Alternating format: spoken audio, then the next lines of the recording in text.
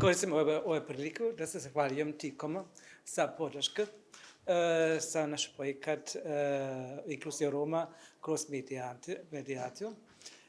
Imamo ovaj projekat 34 medijatora koji će dobiti za ovaj super telefoni i rekao sam, sada sam njegov poslao, ovaj je najvažniji alat da možete što bolje radi svoje posao, da bude u kontakt sa članovi romsko-egipćanske zajednice i naravno i sa institucijama gdje rade.